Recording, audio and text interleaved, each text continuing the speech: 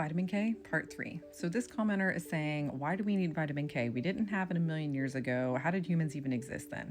So the mortality rate was a lot higher for babies. We weren't giving vitamin K, and it says that the incidence of early vitamin K deficiency bleeding was 6 to 12%, super high.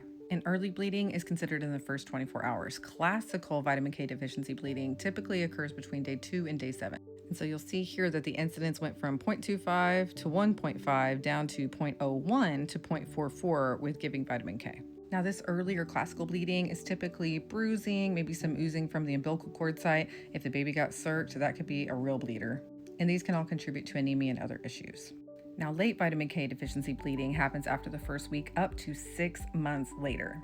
And without getting the vitamin K shot, this can happen in 10 to 80 babies per 100,000 births. And in Asia, parts of Asia, up to 100 babies per 100,000 births. And with that late onset bleeding, 30 to 60% of those babies are going to have bleeding on their brains, which is essentially a hemorrhagic stroke. And this can cause severe neurological issues with baby, developmental problems, coma, even death. So with late onset vitamin K deficiency bleeding, it's a real mouthful. A lot of the bleeding is to the skin and the GI tract, so that's 40%. Intracranial hemorrhaging is the brain bleeding, 32%. And those are common sites. The neurological complications like seizures, disability, CP, and all of those things we're seeing. 21% of patients, and lethality, that means these kids die, 23%.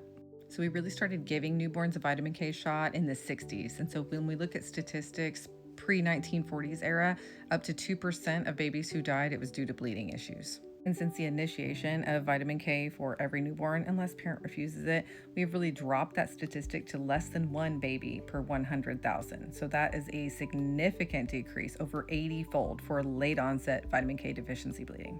So I know that 10 to 80 babies per 100,000 babies dying doesn't seem like a big number, but it really is.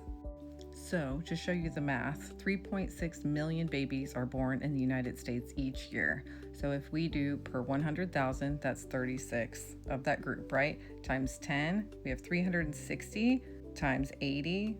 There's going to be 360 to 2,880 babies that are going to die versus 36 babies who got the vitamin K shot. Now, my nursery has been closed for a while, but if I were to have another baby, I would definitely get that baby the vitamin K shot because science. I'm Dr. Key, board certified pediatrician. Like and follow for more evidence-based medicine.